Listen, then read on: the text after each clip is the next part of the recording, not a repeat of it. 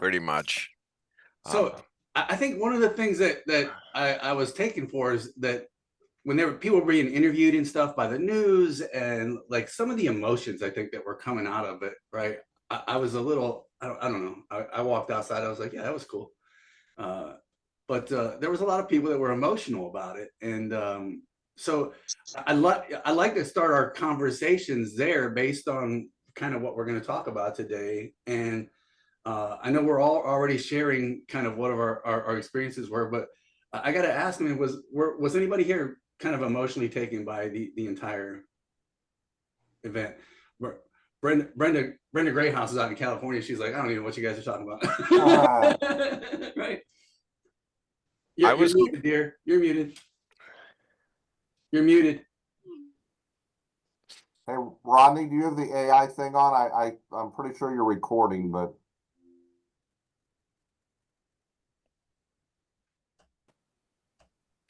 Yeah, I am. I'm good. Okay. Brenda, you're muted. Oh, I wasn't sure whether you were really talking to me, so sorry. Brenda Greathouse. Okay. You're muted. There. Yeah, I went out in the parking lot of the grocery store with my groceries just to see. I put my glasses on and looked, and it looked like a tipped on its side crescent moon, bright orange, because the sun was the orange and the moon was black. It was incredibly pretty, but it wasn't earth-shattering to me. Not in California. No. What about the rest of you guys? Well, I realized this wasn't yesterday, but the one in 2017, I was actually in a golf outing, and it was funny to watch hitting a drive. Your golf ball would just strobe going out because of how the light was refracting through the atmosphere. It was a pretty wild, like 3 holes in the middle of the round where it was coming in and then going out. Did it help your game? Nothing helps my game. I thought he was actually going to say he hit the golf ball so high, it was the golf ball that caused the eclipse. It wasn't. No, recreational marijuana was not legal in my state at that time. So, I mean, I think everyone had obviously different experiences. By far, I think it made us understand that we are such a small grain of sand right on this planet in comparison to the beauty that probably most of us observed yesterday that's out there. But I think beyond the emotional piece of this, right, one of the reporters, and I hate to bring up the news because I don't listen to it too much, but we were following it yesterday because they knew exactly where things were going and where things were taking place. But one of the reporters, right, made the comment that here's thousands and thousands and tens of thousands of people that are gathered in these parks and in these public areas, right, to observe this one event. And for this brief moment in time, for 2 or 3 hours yesterday when all these people were together, there was no politics. There was no religion, right? There was no, it's you or me or him or she or they or us. We were all there for the same reason, for the same cause, to experience the same thing, and hopefully get the same joy out of it. And so I think there's a lot to be learned by that, right? And especially in today's divisiveness that we have in our world. And it's easy to look and find the negativity in the, oh, this is what's wrong Lamar, or this is what's wrong with whatever, right? And I think we should all take more time to find out those things that we probably have more in common than we do apart. And so we're going to go ahead and get kicked off here, guys, because I think this has a lot to do with what I want to discuss today. As everybody is already starting to do, please put your contact information in the chat so that if you make a good connection here today, that you can also follow up with those folks to figure out when you can get together one-on-one. I just lost my whole thing. Share screen. Whoa.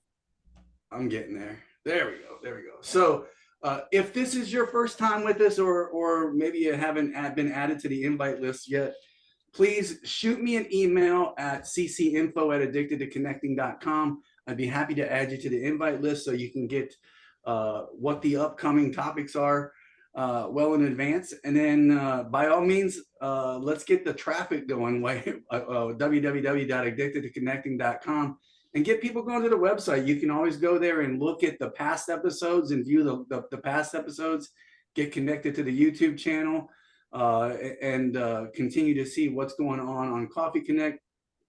And so this was really about today. I said let's kind of explore spirituality and religion in the workplace. And as I started looking into this, I thought this was probably thanks to AI, right, giving me some sparks of energy in my thought process. And I thought, just kind of exploring how spirituality and professional growth interact, as well how we can kind of talk about that and help each other grow. And here we were yesterday exploring and experiencing this big thing together so that we could learn more about our universe, or learn more about what was out there. I was laughing, I was giggling a little bit yesterday when they were interviewing some of these folks, because they said it was crazy how it all happened, and then all of a sudden the stars started coming out. Did the stars ever disappear? No, the stars were always there, right? You just can't see them when the sun's out, right? You just can't see them when the sun's out.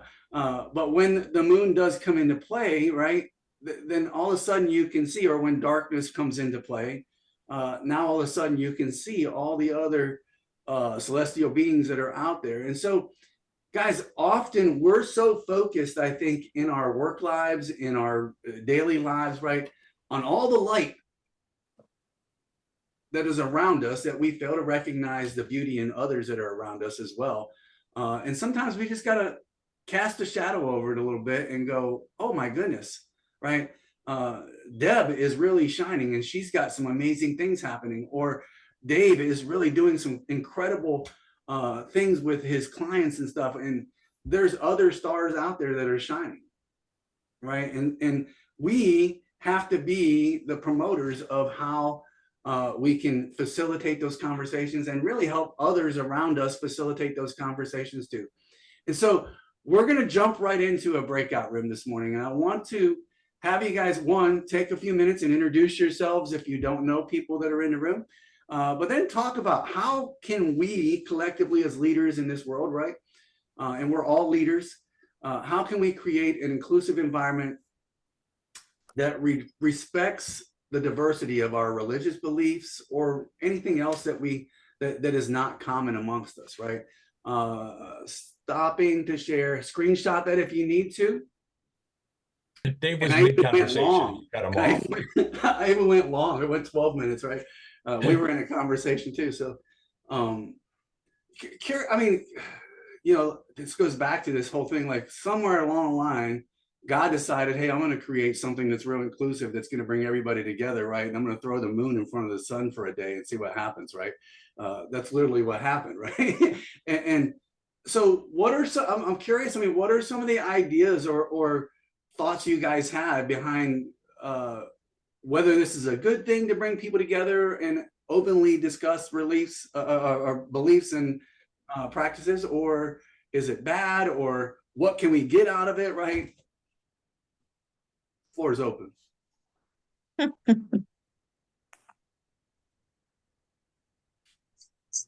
Superman.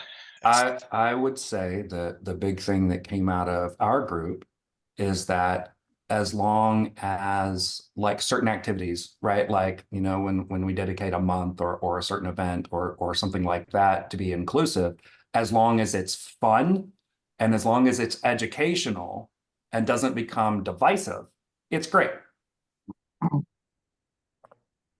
Exactly. Educational and not divisive. Go ahead, Deb. Go ahead. I was sharing with my group that I've worked for several organizations, and some are better than others at being inclusive. And those that were great at it would have one of the team members that had perhaps a different type of a culture share what it was like on that holiday or on that special event, what it was like to experience that kind of a holiday. Like today is Eid al-Fitr for Muslim folks, and it's the end of Ramadan, and they can finally eat. So I would imagine, there's a lot of different types of foods that people would eat in that, and what happened as a result of that kind of a environment is people got a lot closer to their peers. Absolutely. I think it can definitely draw people closer when we better understand where we're all coming from.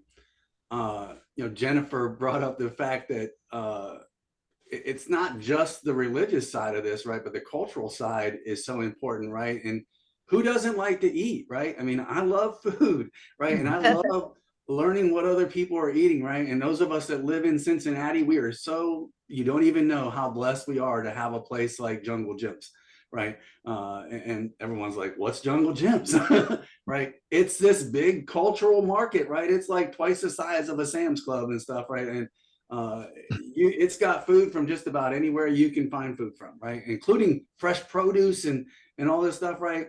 I think you got to find the things that you can have in common. And for those things that you're like, well, I'm not looking to practice Hinduism or anything like that, right? Okay, there's nothing wrong with that, but you also have to respect the person that does, right? And being in the military, guys, I mean, we traveled around, and I think one of the best experiences I had, right, was when we would pull into countries when they were experiencing they were in the heat of their religious seasons, right? Ramadan and things like that, when we would pull into Dubai.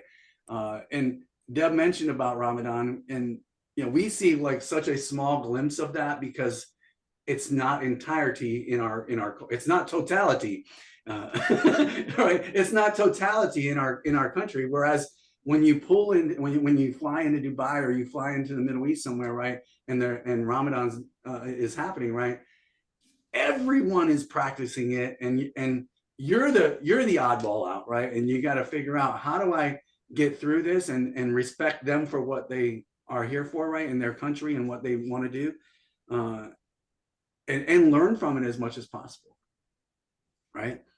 Any other thoughts? Nobody? I think what you said about the commonality, looking at the common parts, that's the basis. And I know we talked about that in our group. I go back to how early we start this. We start how we treat our children. Are we teaching our children to learn to respect and to look for that common thing among their friends, and building that diversity? I know once my daughter had scheduled a Friendsgiving because she worked with a lot of people that they were expats coming to work in Cleveland, but they were from all over the world, from the Caribbean, from Europe, from Africa, from Japan, from India, all these different countries. And they were all sort of left out of the Thanksgiving. So she had the Friendsgiving instead.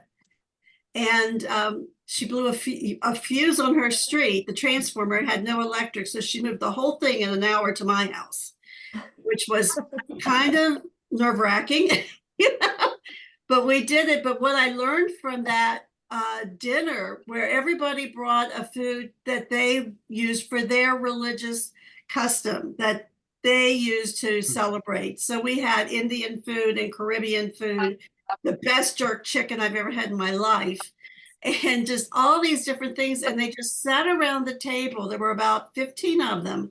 They sat around the table and discussed what was so important about their culture, their faith, what they missed the most, and what they were looking for. And the same thing came, regardless of the religion, came up.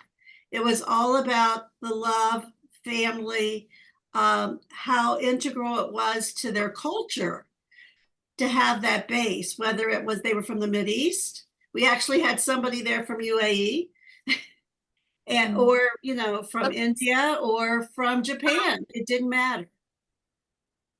Go ahead, Alicia. Now, thank you, Brenda, for sharing that. And Rodney, you both said the key word. It's called respect. I'm Caribbean American, so Brenda, I appreciate the jerk chicken comments. But to say, when we think about respect, we teach our children how to respect, but as adults, we need to respect one another as well. It doesn't care what, where we come from, what color we are, just respect, That's exactly right. So I think, go ahead, Dave. I'm gonna pull my screen up. I don't want to cut you off, but go ahead. The conversations that we've had here and in the group come back to a kind of a concept that the Arbinger group had. If anybody's read The Outward Mindset or The Anatomy of Peace, their idea of inward versus outward mindset. Outward is more about learning, tolerance, understanding versus an internal me driven. And I think that's really where you butt heads with differences of religion, all sorts of things that you were just mentioning. And that's usually, you can tell that if there's not an openness, you probably are going to have a fight. If you get a sense from the kinds of questioning or the conversations you've had, if it's outward, these things work out beautifully. The people with inward mindsets wouldn't go to that party. They would be shell-shocked because they couldn't understand or they don't want to appreciate it.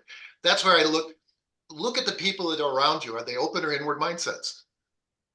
Exactly. And so we've already hit upon a lot of these guys. I don't want to just read slides because I think we've hit upon a lot of the reasonings.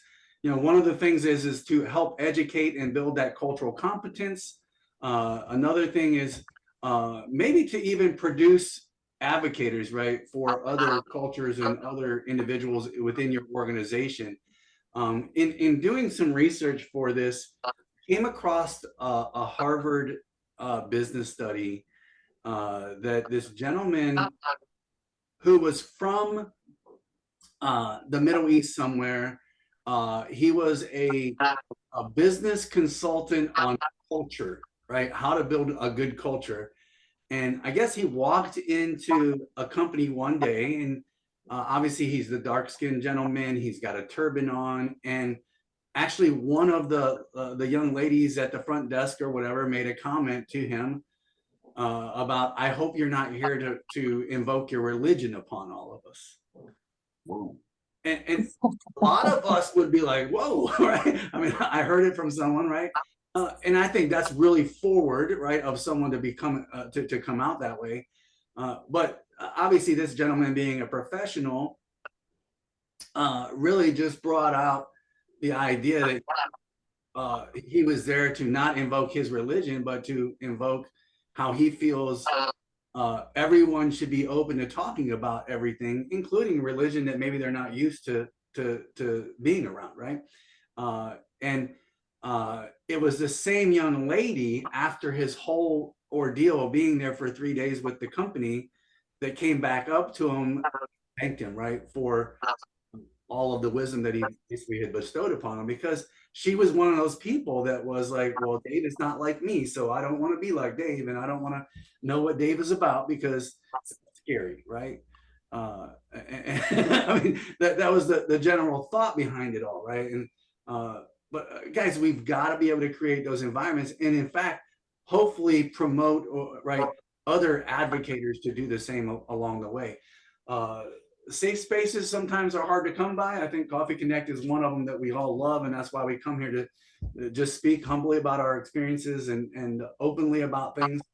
And I think if we can do this in our teams or in with our clients, right, or whoever it is we're speaking to, it's going to continue to encourage dialogue to take place and not have someone withdraw from the conversation, but really bring them in even closer to being open to what they do. And so I think we all got the gist of what it can do for us. And so my next question for us from a collaborative standpoint, right, is what strategies can we implement? What are some things that we can implement as leaders that can help those discussions, right, about spirituality, religion, or culture even in our workplace, and help them really remain respectful. As Alicia was saying, that's the key thing, right? And Dave was talking about, the open-mindedness of this is important. And I understand, guys, you cannot always move an elephant. Okay, I understand that always you can't move an elephant always, right? But the question here is, what nudges can we give them, right, to hopefully entice them to go in the right direction and create the environment and the culture that we're wanting to create surrounding this stuff. So I've got us shook up here another 7-8 minutes, and we'll get back in here. Introduce yourselves again, and I will see you guys back here shortly. All right.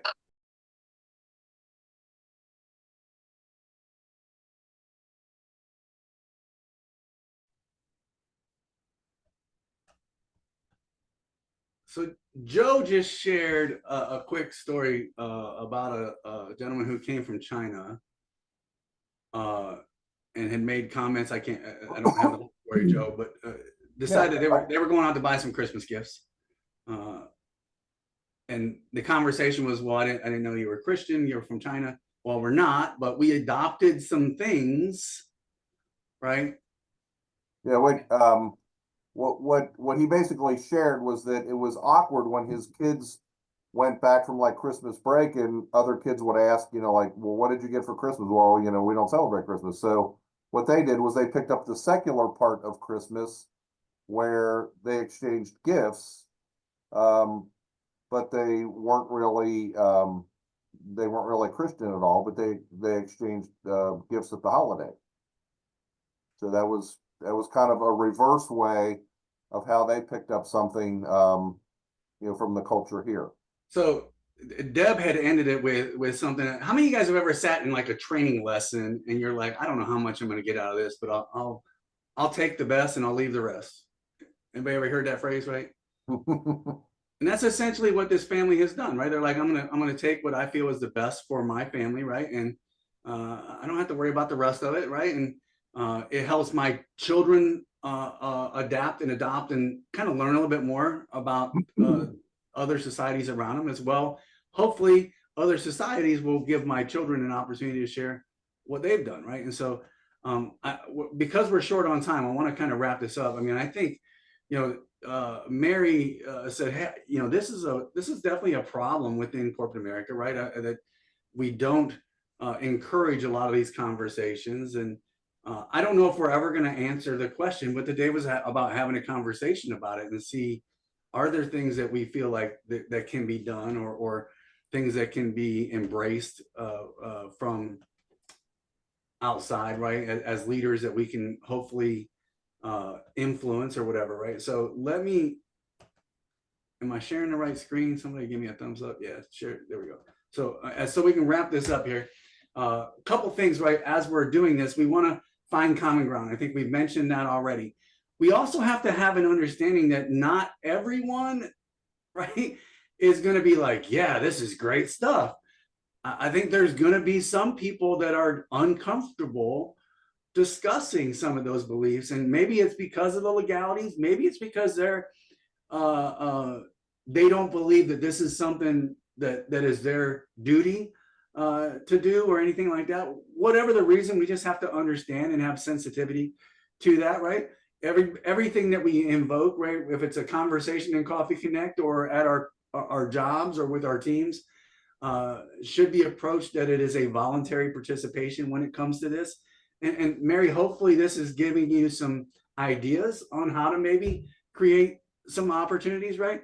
And then obviously, as always, I think there has to be some clear policies when we're in a corporate America, right? Because as I mentioned in my group, I said, the problem with America is lawyers. And if we didn't have lawyers, then we could all talk about this freely and nobody would be concerned about it. Unfortunately, we get so tied up with the legalities of what can go on and what can't go on inside of corporate America, right?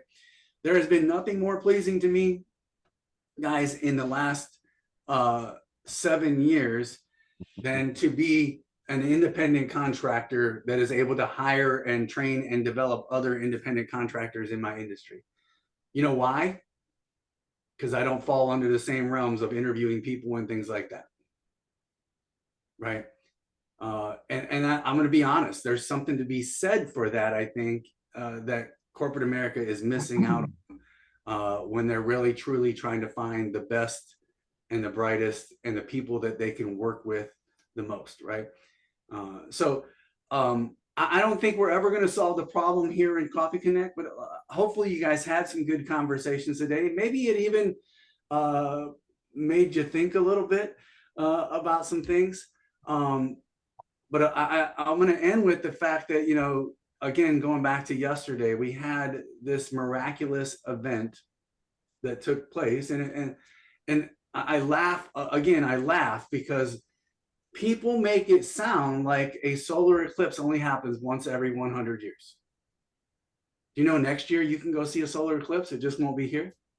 And the year after that, you can go see a solar eclipse. It just won't be wherever it was. And the year after that, like my wife and I started looking yesterday, like, so where do you want to go next year to go see the solar eclipse? Because we're going to be empty nesters next year. Right. Hey, Rodney, giving that freedom to go do those things. Yeah, Joe. In 2033, there's one in Alaska on my birthday. Yep. 2044, there's going to be one in North America. Does anybody know where it's going to be? I could look it up, but no, I didn't look that up. Jeff Dowish will be a lot closer to it than what we will. Oh, for real? What you got? Wisconsin, it's going to be in North Dakota and Montana. Oh, well. You're going to be closer to it, I said. I didn't say you were host a party then? Closer. Yeah. So I would hope that we can all find ways, right, to again cast a shadow on all of the other brightness that's around you and try and figure out where can I find that star and learn more about that individual star than the sun that keeps shining, right? Because it's easy for our corporate bosses to go, no, this is what's important, and they shine this light on something, when I think there are some major leaders in our little family here, right, that can go out and do some great things in America and for our communities and stuff like that. But sometimes we've got too much light shined on ourselves that we can't shine as bright as what we want to. I hope you guys go out there and have a great week. All right. Don't forget, I love you. Love you guys too. See Thank ya. you, everyone. Have a great day. Rodney, what's our topic next week? Oh, our topic